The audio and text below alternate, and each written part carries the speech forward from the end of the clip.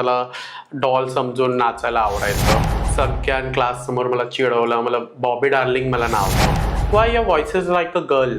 हे मेलमध्ये टिक करणार की फिमेलमध्ये टिक करणार? मला सांग की समाजाकडून केक हिजडा म्हणून जेव्हा आपल्याकडे बघितलं जातं तेव्हा तुला काय वाटतं? मी हिजडा असून मी कामाला आहे. Correct. मी हिजडा असून मी काम करते, मी फॅमिली बघते. आमच्या बरोबर काय घडलं, मग कोण आहे, कोण सेफ्टी घेणार? व्यक्ती जी ट्रान्सजेंडर म्हणून तुझी एक आयडेंटिटी निर्माण करायला हवी हा. असं तुला कधी वाटतं? की मी बाई आहे, मी हे घालते, मी ते घालते, मला साडी आवडायचं. पण नजरिया बदलला कारण मी नचनिया नव्हती. गुरु चेलाशी प्रथा आहे ती नक्की काय असते आणि कशी असते? की तू दिलेला आशीर्वाद फळतो आणि तू दिलेला श्राप लागतो असं का? की हिजडा, ट्रान्सजेंडर आणि MSM म्हणजे नक्की काय? त्याच्यामध्ये पण मला असं वाटतं कोती, पंती, डबल डेक. पंती म्हणजे सेक्सच्या टायमाला तो मेलचा रोल प्ले. मला सांग, आरजूला लग्न करायचंय. आज स्वतःला डॉल समजून नाचायला आवडायचं. सगळ्या क्लास समोर मला चिडवलं, मला बॉबी डार्लिंग मला नाव होतं. Y your voice is like a girl. हे मेलमध्ये टिक करणार की फिमेलमध्ये टिक करणार? मला सांग की समाजाकडून केक हिजडा म्हणून जेव्हा आपल्याकडे बघितलं जातं तेव्हा तुला काय वाटतं? मी हिजडा असून मी कामाला आहे. Correct. मी हिजडा असून मी काम करते, मी फॅमिली बघते. आमच्या बरोबर काय घडलं, मग कोण आहे, कोण सेफ्टी घेणार? म्हणजे आम्ही पण ह्युमन आहे, आम्हाला पण सेफ्टी लागते. Y should I use physically disable restroom when I am not the one? व्यक्ती जी ट्रान्सजेंडर म्हणून तुझी एक आयडेंटिटी निर्माण करायला हवी हा. असं तुला कधी वाटतं? की मी एक बाई आहे, मी हे घालते, मी ते घालते, मला साडी आवडायचं.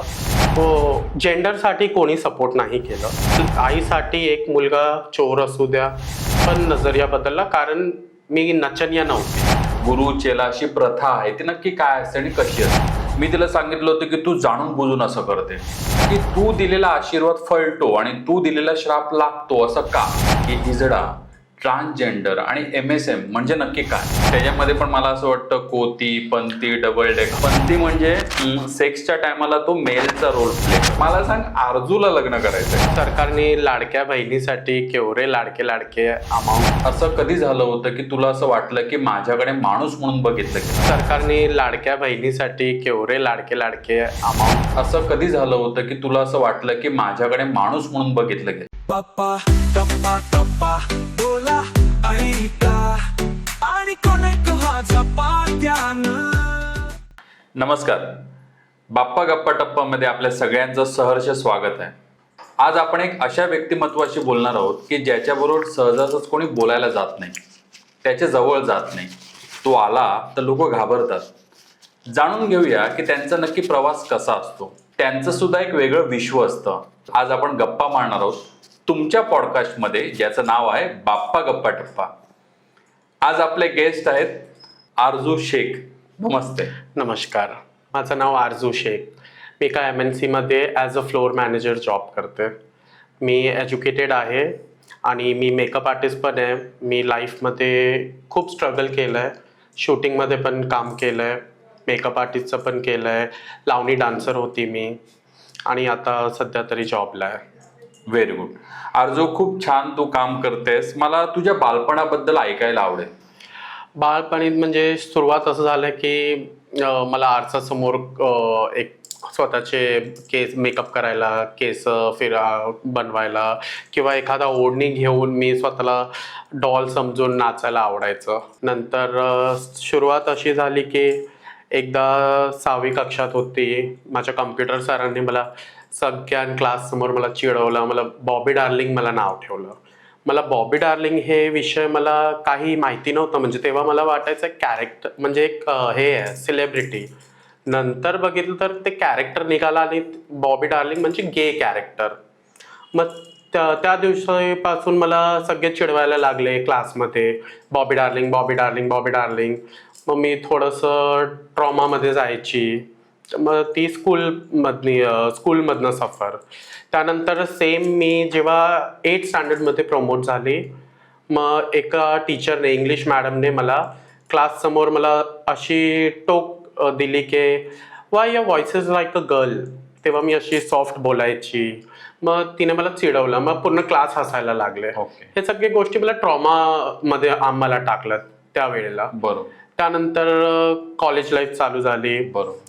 फॅमिलीचा फुल सपोर्ट होता एज्युकेशनमध्ये. Very good. मग मी एज्युकेशन कम्प्लीट केलं आणि कॉलेजमध्ये पण असं फॉर्म घेऊन लाईनमध्ये असताना लोक चिडवायचे, मेलमध्ये टिक करणार की फिमेलमध्ये टिक करणार, हे सगळं घेऊन तरी पण मी माझं एज्युकेशन कम्प्लीट केलं. त्यानंतर मी कॉलेजनंतर काय करू, मी मेकअप आर्टिस्टचा कोर्स जॉईन केलं. त्यानंतर मी मला खूप आवड होती सजवायचं, मेकअप करायचं. मग मी माझी मैत्रिणीला बघून मी पण लावणी डान्स चालू केला. तेव्हा मला मराठी नाही यायचं, तरी मी मराठी ऐकून गाणे ऐकून, आणि माझं कॉलेज महाराष्ट्रीयन होतं आणि मला फ्रेंड्स पण महाराष्ट्रीयन भेटले. मग मी ते ऐकून लावणी फील्डमध्ये घुसले. मग त्याच्याने मला थोडंसं इन्कम भेटायचं, मेकअप आर्टिस्टमधनं थोडं इन्कम भेटायचं, असं मी स्ट्रगल केलं. खूप छान. म्हणजे एवढं स्ट्रगल करून आज तू एक छान कंपनीमध्ये काम करते, एक स्वतःचा स्टेटस तू निर्माण केलेला आहे. तुझ्या स्ट्रगलला किंवा तुझ्या केलेल्या प्रयत्नाला खरंच आमचा सलाम आहे. खूप छान. मला सांग की समाजाकडून की एक हिजडा म्हणून जेव्हा आपल्याकडे बघितलं जातं तेव्हा तुला काय वाटतं, मनामध्ये काय येतं? खरं बोलू तर आजच्या डेटला समाज जेव्हा हिजडा बोलतो की काय, मला फरक नाही पडत. ओके. आधी खूप पडायचं जेव्हा स्ट्रगलिंग पिरियड होता. आता फरक नाही पडत, कारण आता उत्तर द्यायला मी त्यांना उत्तर देऊ शकते. मी हिजडा असून मी कामाला आहे, Correct. मी हिजडा असून मी काम करते, मी फॅमिली बघते. Very good. मग मला हिजडा शब्द, मला ही तारीफ वाटते कधी कधी. ओके. मला काय फरक नाही पडत. Very good. नाही, खरंच म्हणजे या पद्धतीने तूने ते एक्सेप्ट केलेलं आहे आणि तुझा प्रवास तू पुढचा सुरू केलेला आहे. खरंच तुझं कौतुक आहे. मला सांग की तुला तुझी एक ओळख निर्माण करायला, आता तू ज्या पद्धतीने काम करतेस, तुझी एक स्वतःची ओळख निर्माण केलेली आहे, तो प्रवास कसा होता? म्हणजे तुला जॉब कसा मिळाला? जॉब म्हणजे मी ह्याच्या आधी अजून 2 MNC मध्ये मी इंटरव्ह्यू दिलाय. 2 नाही, असं भरपूर दिलंय, व्हेरी गुड. पण 2 एक्सपिरियन्स मी सांगणार. एका MNC वाल्यांनी ठरवलेलं की आम्ही असं ट्रान्सजेंडरसाठी काहीतरी ओपन करूया. म्हणजे तेव्हा पोझिशन असं काय वेगळं नव्हतं, पण त्यांनी आम्हाला स्कॉट गार्ड म्हणून सिलेक्ट केलेलं. Okay. तेव्हा मी म्हणजे स्टडी पण चालू होतं. मी बोलले ठीक आहे, आणि नाईट शिफ्टला सिलेक्ट केलेलं. पण त्याच्यामध्ये काय होतं, जेव्हा रात्री जे लेडीज लोक घरी जातात, आम्हाला त्यांना स्कॉट करायचं. Okay. गाडीत बसून त्यांना घरापर्यंत सोडून यायचं. मग मी ट्रेनिंगला गेली, सगळं झालं, BGV झालं. मग माझं फक्त मी एक दिवस क्वेश्चन विचारलं त्यांना की हे म्हणजे आम्ही त्यांना सेफ्टी देऊ, नो प्रॉब्लेम, आम्ही त्यांच्यासाठी आहे, पण त्याच वेला जाताना, त्याच रस्त्यात जाताना आमच्या बरोबर काय घडलं, मग कोण सेफ्टी घेणार? मग ते लोक बोलले की तुमच्या लोकांना सेफ्टी कशाला हवंय? मग दिस वॉज रॉंग. म्हणजे आम्ही पण ह्युमन आहे, आम्हाला पण सेफ्टी लागते. असं होणार असं नाहीये, पण कधी झालं तर ते 99 पेक्षा 1% झालं तर मग मी तिथे जॉईन नाही केलं. थोडंसं अनकम्फर्टेबल झाली मी, एकतर नाईट जॉब होतं. मग एका दुसऱ्या कंपनीमध्ये मी गेलेली, तिथे मला सांगितलं, सगळं सिलेक्ट वगैरे झाली, मला तिकडचे लोकांनी सांगितलं you have to use physically disable restroom. Okay.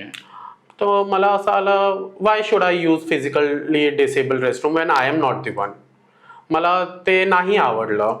म्हणजे जॉबसाठी मी हा डिसिजन घेतला कारण हा माझा जेंडरवर आला. करेक्ट. मी फिमेल वॉशरूम का नाही वापरू शकत? करेक्ट. एवढंच आहे. फिमेल वॉशरूम मध्ये मी बोलू नाही शकत बिंदास. ठीक आहे, कारण आतमधले जे लोक असतील त्यांना थोडंसं क्वेश्चन मार्क येईल, पण आम्ही नॉर्मली रेस्टरूम यूज करू शकतो. हे असं झालं. मग ह्या कंपनीमध्ये आता जिथे आहे मी सध्या, तिथे आय एम व्हेरी कम्फर्टेबल. तिथे लोक मला खूप इज्जत देतात. तिथे पण स्ट्रगल होतं, असं नाही आहे. आधी माझ्याशी कोण बोलत नव्हता, आधी हे पॉलिटिक्स होतं, ते होतं, पण मी माझ्यासाठी स्टँड घेतलं. मला प्रूव्ह केलं. मी माझी लाईफ त्यांना सांगितली, माझी स्ट्रगल. मग लोकांचं ते नजरिया बदललं माझ्याकडे बघायचं. तुला काय वाटलं, म्हणजे तुला असं कधी वाटलं की तुझ्यामध्ये काहीतरी बदल झालेला आहे आणि तुला या म्हणजे ट्रान्सजेंडर म्हणून तुझी एक आयडेंटिटी निर्माण करायला हवी, असं तुला कधी वाटलं? असं मला लहानपणीच मी विचार करायची, मी एक बाई आहे, हे ओढणी घेऊन एक गुडिया बरोबर खेळायची, आणि स्वतः मला मेकअप आवडायचा खूप, म्हणून मी मेकअप आर्टिस्टचा कोर्स केला. मी स्वतःला म्हणजे एक आत्मा असते ना आतमध्ये, मी तेच इमॅजिन करायची. मी एक बाई आहे, मी हे घालते, मी ते घालते, मला साडी आवडायचं. मग मी तेव्हा ना वे माहिती नव्हतं की कसं करायचं, काय करायचं. प्रत्येक गोष्टीला एक लेवल असते. मग सुरुवात कधी केस वाढवायचं, असं हळूहळू हळू करून मग मी कॉलेजमध्ये मी डिसिजन घेतलं की आता मी माझ्यासाठी जगणार. कारण अशा लोक म्हणजे मी अशी आहे, लोक हसतात त्यापेक्षा मी पूर्ण होऊन असं पण हसणार तसं पण हसणार. मग मी पूर्ण बनेन आणि लोक हसू द्या. पण थँक गॉड जेवढे लोक हसतात तेवढे लोक गर्वाने पण बघतात. नाही, खरंच म्हणजे तू आता तुझ्याकडे बघून, तुझी सुंदरता बघून, तुझे लांब केस बघून तू एक सुंदर मुलीला सुद्धा लाजवशील, एवढी सुंदर तू आहेस आणि तुझी स्वतःची काळजी घेते. तुझं खरंच कौतुक करावं असं वाटेल की तुला जे मनातनं वाटलं आणि ते तू केलंस. मला आपल्याला सुद्धा हेच सांगायचंय की आपल्याला जे काही मनापासून वाटतं, कुठलीही गोष्ट ती आपण करणं, आत्मविश्वासाने करणं फार गरजेचं आहे आणि तेच आपण आरजूकडून शिकायला पाहिजे. आरजू, मला सांग, कुटुंबाने तुझ्या या संपूर्ण प्रवासामध्ये तुला कशी मदत केली? म्हणजे त्यांचा सपोर्ट आहे का नाही, नक्की का? कुटुंबामध्ये सपोर्ट ॲज इन म्हणजे जेंडरसाठी कोणी सपोर्ट नाही केलं. ओके. एज्युकेशनसाठी पूर्ण सपोर्ट केलं. म्हणून मी एज्युकेशन कम्प्लीट केलं. मेकअप आर्टिस्टसाठी पण केलं. माझे पप्पा होते, ते 2017 ऑफ झाले. Okay. That was my biggest change in my life. कारण कधी कधी असं मला जेव्हा ते ऑफ झाले ना, मला खानदानकडनं ऐकायला आलं तुझ्यामुळे ते गेले. ओके. पण त्यानंतर हळूहळू कळलं नाही, त्यांना हार्ट अटॅक होता. मग मी ते घेऊन आणि एक आईचा सपोर्ट होता मला. आईसाठी एक मुलगा चोर असू द्या की गुन्हेगार असू द्या, काही असू द्या, आईसाठी पोरं असतात. करेक्ट. मग माझ्या आईने मला असं हे नाही, लांब नाही केलं, पण माझ्यामध्ये स्वतःमध्ये एक जिद्द होती की मला माझ्यासाठी काहीतरी करायचंय. मग मी ते घेऊन मी स्वतःला अपग्रेड करण्यासाठी मी पार्ट टाइम जॉब हे ते करून करून मी स्वतःला हे केलं, ॲक्सेप्ट केलं. आणि फॅमिली म्हणजे भाऊ आहे मला 2. मग सोसायटीवाल्यांनी काय कमेंट्स पास केले तर भावांना नाही आवडायचं ते. मग ते थोडंसं राग व्हायचे माझ्यावर आणि ते जमलं नव्हतं. पण मला एक वहिनी आहे, ती जी खूप सपोर्ट करते. Very good. बिकॉज नॉर्मली कोणीही म्हणजे दुसरी बाई आपल्या घरात जेव्हा येते तिला हे सगळं नाही आवडत, पण ती मला खूप सपोर्ट करते. म्हणजे प्रत्येक गोष्टीला मी जर शॉपिंगला गेले की ती मला सजेस्ट करते, हे कलर नाही, हे कलर घ्या, आपण हे करूया, ते वा, करूया. छान. अशी माझी वहिनी आहे. Very good. मग त्यानंतर हळूहळू जेव्हा मी जॉबला लागली आणि जेव्हा कारण आधी ना लोकांचं असं होतं तुमच्या घरी थर्ड जेंडर कोण आहे, बरोबर. हे क्वेश्चन आलेला. बरोबर. मग सोसायटीमधनं माझ्या भावाने मला पण रात्री घरातनं काढलेलं. मग मी जिद्द करून मी फ्रेंड्स लोकांबरोबर PG मध्ये राहिली आहे. मग परत मी जेव्हा जॉबला लागली, आईने बोलवलं, मी घरी आली राहायला. त्यानंतर भावांचा पण नजरिया बदलला, कारण मी नचनिया नव्हती. बरोबर. मी एक जॉब करते आणि मी इंडिपेंडेंट आहे. करेक्ट. मग हे माझा फॅमिली प्रवास होता. मग आता तुझी फॅमिली तुझ्या बरोबर आहे? हो, मी फॅमिली बरोबरच राहते, कारण मी स्वतःला प्रूव्ह केलंय. आणि खूप आता 2025 म्हणजे जमाना बदललाय. करेक्ट. मी असं नाही सांगणार मला एकदम मी दुःखात आहे, हे आहे ते आहे.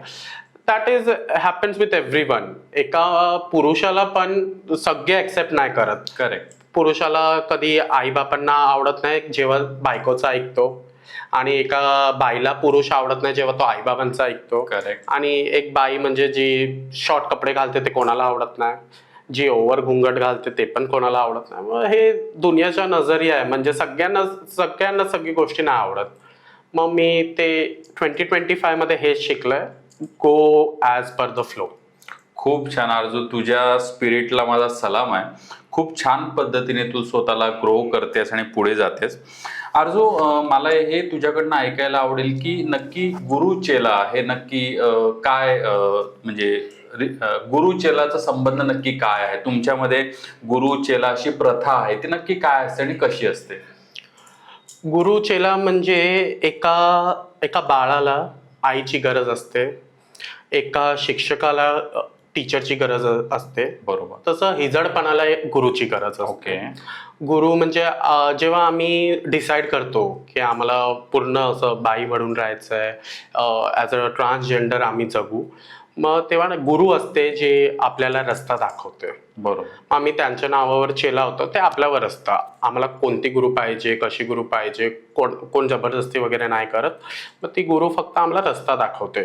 जर मी एज्युकेटेड आहे, कोण एज्युकेटेड नसेल तर गुरु सांगते बाबा तुझ्याकडे काय नाही ऑप्शन आहे, तू ट्रेनमध्ये मागायला जा, तू किंवा आधी चालायचं प्रॉस्टिट्यूशन कर, बरोबर. किंवा काहीतरी बधाई बस्तीला जा बरोबर. जेव्हा ब्लेसिंग्स वगैरे द्यायला, असं असतं.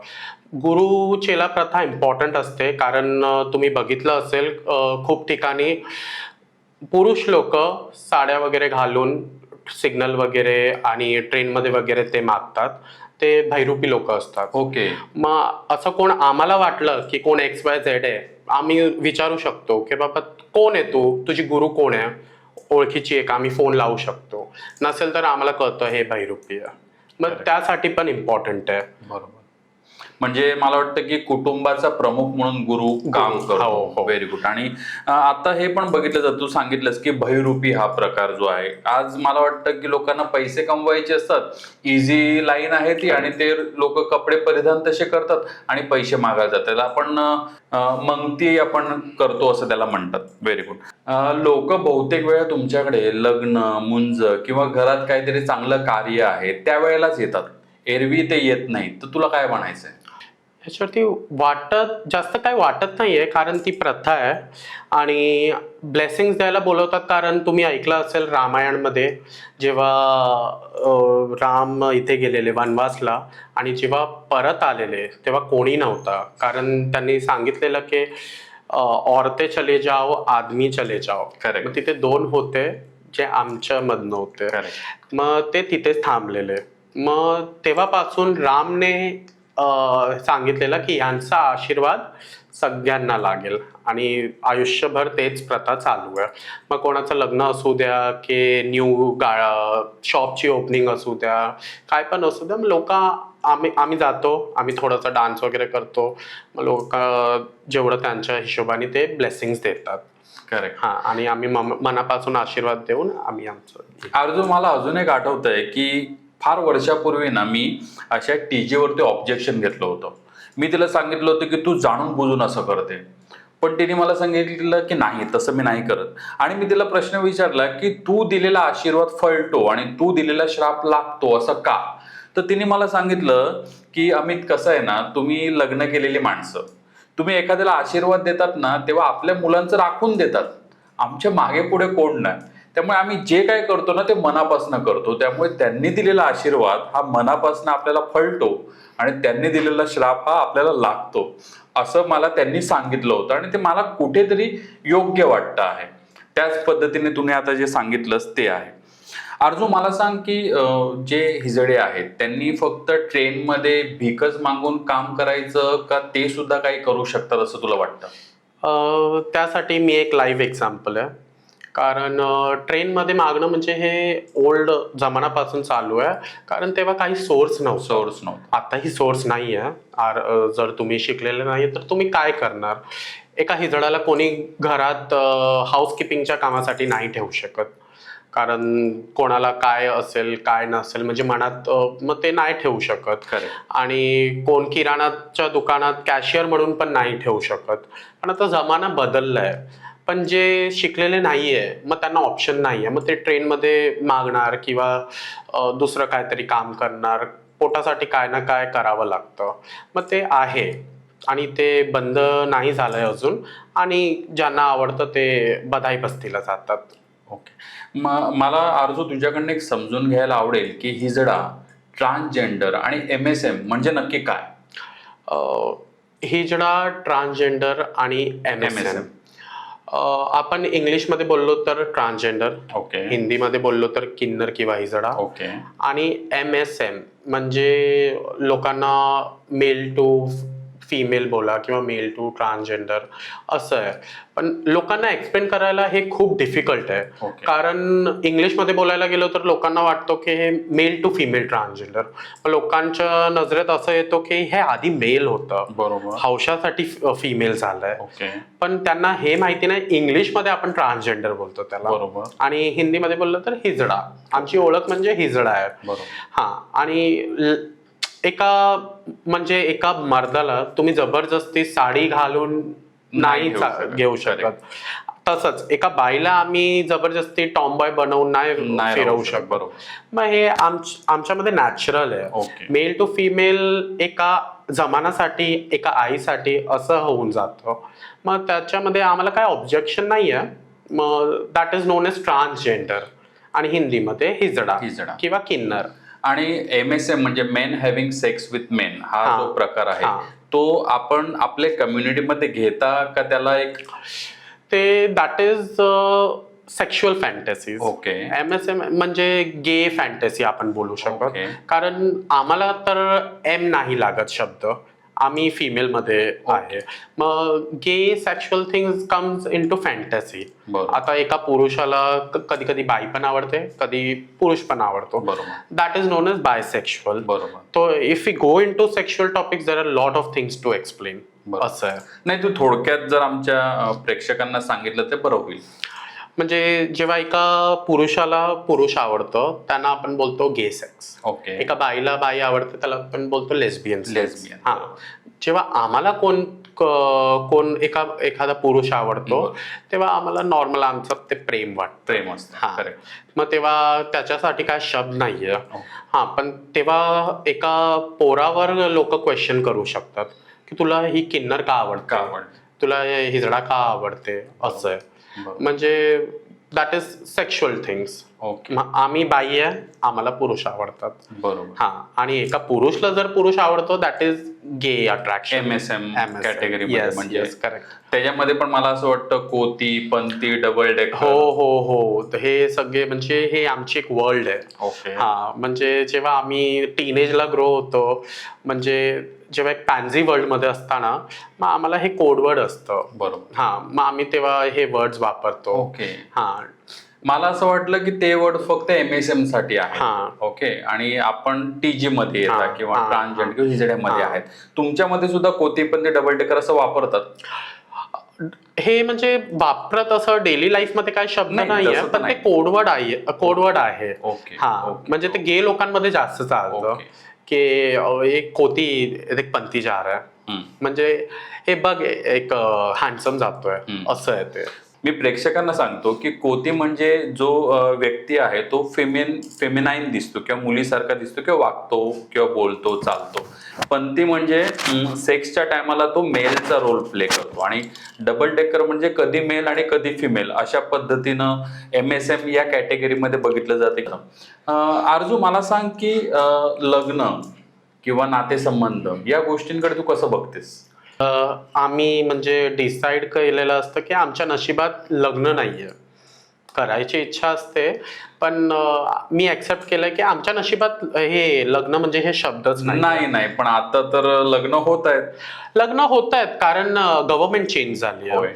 तरी जर समजा एका पुरुषाने आम्हाला ऍक्सेप्ट केलंय, प्रेम खूप करतोय, पण त्याचे घरचे लोक, माझे घरचे लोक, समाज, सर्वात इम्पॉर्टंट आहे समाज. समाज म्हणजे पॉइंट आउट करणार आहे कसं लग्न होणार, काय करणार, हे करणार. आम्ही रेडी आहे बाबा, आम्ही पोरं घ्यायला रेडी आहे, मी घर सांभाळायला रेडी आहे, मी सकाळी उठून मी टिफिन बनवू शकते, मी जॉबला जाऊ शकते, येऊन पण मी जेवण करू शकते आणि आत्ताही करते. Very good. हा, आत्ताही करते. मग फक्त एक लाईफमध्ये आम्हाला पण पार्टनरची गरज असते, पण बिकॉज ऑफ समाज दॅट इज नॉट पॉसिबल. नाही, पण तू समाजाचा तू नको विचार करू. समाजाचं ते बघून घेतील काय बघून करायचंय. घेतील. मला सांग, आरजूला लग्न करायचंय? आरजूला ऑफकोर्स लग्न करायचंय, कारण आरजू एवढी सुंदर आहे, मग आरजूला पण कोणतरी पाहिजे ना आयुष्यात. करेक्ट. तुझे इच्छा आकांक्षा पूर्ण होत ही माझी मनापासून Thank you. अपेक्षा आहे, Thank you. इच्छा आहे. आरजू, मला सांग की सरकारने आपल्यासाठी काय योजना आणल्या आहेत किंवा सरकार तुमच्यासाठी काय वेगळं काम करते असं तुला वाटतंय किंवा त्यांनी काय केलं पाहिजे असं तुला वाटतंय? खरं बोलू तर सरकारपासून मला नाराजगी आहे, कारण आत्तापर्यंत सरकारने काही नाही आणलं. फक्त आता तुम्हीच बघा, बिगेस्ट एक्झाम, मी कोणाच्या अगेन्स्ट नाही आहे, पण एक बघा, सरकारने लाडक्या बहिणीसाठी केवढे लाडके अमाऊंट दिले. दर महिन्याला 1,500, 2,000, कधी 3,000, कधी दिवाळी, कधी रक्षाबंधन दिले. आमच्यासाठी दर महिन्याला नको, 6 महिन्याला एकदा तरी तुम्ही विचार करा. एखादा पॉलिटिशियन आम्हाला बोलवतो बर्थडे असेल तर फोटो काढायला, पण फोटोमध्ये काय छापतो, किन्नर लोक आलेले आशीर्वाद द्यायला किंवा आम्ही त्यांना रिस्पेक्ट करतो असं आहे. पण खरं बघितलं गेल्यावर गव्हर्नमेंटने आमच्यासाठी काय नाही केलंय. रोडवर मेल वॉशरूम आहे, फिमेल वॉशरूम आहे, ट्रान्सजेंडरसाठी नाही आहे, नो इश्यू. ट्रेनमध्ये सगळ्यांसाठी डब्बा आहे, मेलसाठी आहे, फिमेलसाठी आहे, दिव्यांगजन आहे, हँडिकॅप आहे. मी स्वतः हँडिकॅपमध्ये ट्रॅव्हल करते कारण लोकांची नजर बरोबर नाही आहे. मेलमध्ये जाऊ नाही शकत, फिमेलमध्ये तुम्हाला माहिती आहे डेलीचं काय असतं, एकमेकांचे केस धरतात, हे धरतात. त्यापेक्षा मी हँडिकॅपमध्ये ट्रॅव्हल करते आणि मला कोण क्वेश्चन नाही करत. हां, मग गव्हर्नमेंटने आमच्यासाठी काय नाही केलं अजूनपर्यंत, आणि किंवा कोणत्याही दादाने किंवा दीदीने पण आमच्यासाठी काय नाही केलं. ते फक्त वाढदिवस वगैरे असेल तर आम्हाला बोलवतात, एक काहीतरी साडी वगैरे गिफ्ट देतात, फोटो काढतात, ते पुढे सोशल मीडियावर पोस्ट करतात. मला सांग की समाजात असं कधी झालं होतं की तुला असं वाटलं की माझ्याकडे माणूस म्हणून बघितलं गेलंय? माणूस म्हणजे as a human. As a human. As a human जेव्हा मी आज स्वतःला मी अपग्रेड केलंय आणि मी जॉबला आहे, मी कमवते, मी एक नॉर्मल म्हणजे कुठेही एका बाईसारखी मी जाते, तेव्हा मला असं वाटतं की हे जगाने मला ॲक्सेप्ट केलंय. आणि स्पेशली जॉब नंतर मला असं वाटतं हे जगाने मला ॲक्सेप्ट केलं. नाहीतर XYZ कोणीही बघितलं तर त्यांना पहिलं वाटतं हे किंवा भीक मागणारी असेल किंवा प्रॉस्टिट्यूशन करणारी असेल, नाहीतर नचनिया असेल. हे आमच्याकडे बघून लोक टॅग लावतात. कारण की कसं आहे की तू मेल आहे, तू फिमेल आहे, तू ट्रान्सजेंडर आहे असं बघितलं जातं. समाजात सहजासहज कोणी माणूस म्हणून आपल्याला ट्रीट करत नाही किंवा आपल्याकडे त्या पद्धतीने बघत नाही. तुला असा काही अनुभव आला आहे का की तुला तिकडे मान मिळाला आहे की एक माणूस असल्याचा? मला मान म्हणजे मी माझ्याच जीवनात मला मान मिळालाय. बाकी मला असं बाहेर काय स्पेशली कोण मान नाही देत. म्हणजे काय मी एक्झाम्पल पण नाही देऊ शकत, कारण कोण मान देतं आम्हाला, कोण नाही मान देत. आम्हाला स्वतःसाठी स्टँड घ्यावं लागतं. बाकी असं मान म्हणजे कोणाचं, मी असं ट्रॅव्हल करताना वगैरे मी बघते ना कोणाला कोण छेडतंय किंवा कुठल्याही बाईला एखादा स्टेशनवर किंवा बस स्टॉपवर, मी जबरदस्ती माझ्यामध्ये ते आहे, मी सेल्फिश आहे थोडं, म्हणजे सेल्फिश नाही बोलू शकत, पण मी स्टँड घेते. मी बाबा चल चल निकल, मी असं करते. मग तेव्हा माझ्या मनाला खूप असं वाटतं गर्व की बाबा, आणि ते थँक्यू जेव्हा बोलून जाते एखादी बाई किंवा एखादा म्हाताराला मी रोड क्रॉस करताना मी हेल्प करते, बस तेवढंच आहे. बाकी असं मला मोठा स्टेजवर वगैरे मान नाही भेटलाय, पण ठीक आहे, दॅट इज फाईन. आरजू, खरंच तुझं कौतुक आहे की समाजाने तुला ॲज अ माणूस म्हणून बघण्यापेक्षा तू जे माणूस म्हणून करतेस ना तेच फार महत्वाचं आहे. आरजू, मला सांग की तुला दैनंदिन जीवनामध्ये किंवा लाईफमध्ये आत्ता सध्या कुठल्या अडचणीचा सामना करावा लागतो? अडचणी ॲज इन डेली आहे हे, म्हणजे अडचणी यायलाच पाहिजे. कारण आमच्याकडे जेव्हा कोण बघताना ना ते असं नॉर्मली नॅचरली नाही बघत. त्यांच्या तोंडावर दिसतं एक क्वेश्चन मार्क असतं, का, कसं, कोण, असं कॅरेक्टर वाईज आम्हाला बघतात. मग ते मला म्हणजे आमच्या लोकांना आवडत नाही ते. मग ते डेली लाईफचं रुटीन आहे. म्हणजे तुम्हीच विचार करा, कुठे तुम्ही एका लाईनमध्ये उभे आहेत तिकीट घ्यायला किंवा काय, म्हणजे लोक असं नॉर्मली स्माइल पण नाही देणार, ते असं करणार. मग ते दॅट इज अडचणी फॉर मी. आणि वॉशरूमला जाताना म्हणजे एका समजा पब्लिक वॉशरूम आपण यूज करतोय, मग तेव्हा पण एक ते असतात ना त्यांच्या तोंडावर क्वेश्चन मार्क असतं. मग हे डेली लाईफचे अडचणी आहेत, त्याच्यामध्ये काय नाही. कधी कधी आम्हाला ट्रेनमध्ये पण सफर करताना ते ट्रेनमध्ये जाळी असते ट्रान्सपरंट, बरोबर, तिकडनं म्हणजे लेडीज डब्बा असू द्या, जेंट्स डब्बा असू द्या, ते पण क्वेश्चन मार्कने बघतात, कोण असं गर्वानी नाही बघत. किंवा एखादा लहान पोराने आम्हाला बघितलं तर ते घाबरून जातात. आता सध्या तर मला बघून नाही घाबरत कोण, पण असं सिग्नलवर कोणाला बघितलं की ट्रेनमध्ये बघितलं ते घाबरतात. का, ह्याच्या मागे रिझन हे पोरांना म्हणजे आई बाबांना शिकवायला पाहिजे. बरोबर, ते correct, they are also humans, ते पण इन्सान आहेत. करेक्ट.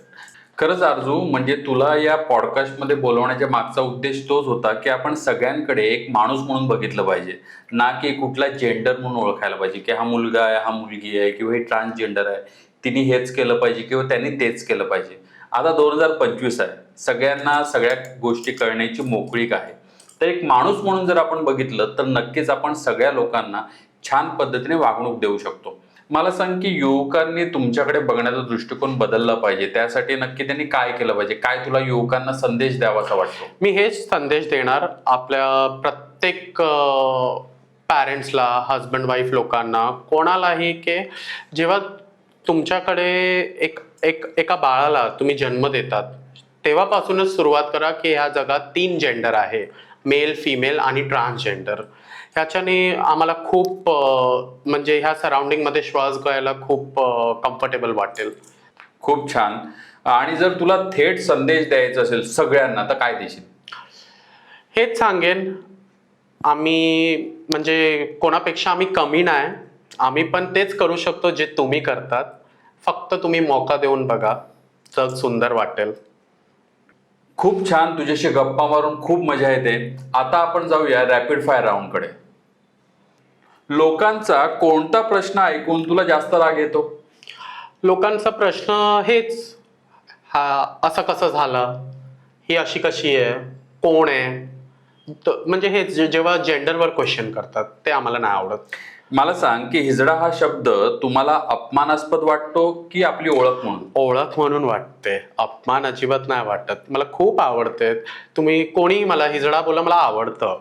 पण जेव्हा असं गोड, बायल्या, छक्का, हे लोकांनी हिजडा म्हणजे शिवी बनवून ठेवलंय. Okay. कारण लोक असं शिवी देतात ना, ए हिजड्या, पण आम्ही असं शिवी दिलं तर ए मरद, मग कसं वाटेल?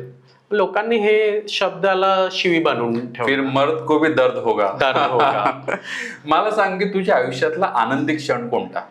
आनंदित क्षण जेव्हा एका टायमाला असं होतं की मी जेव्हा काय बोलतो, पाहुणे यायचे घरी, मला असं होतं की मी घरात थांबवायची नाही, म्हणजे भावांना नाही आवडायचं ते.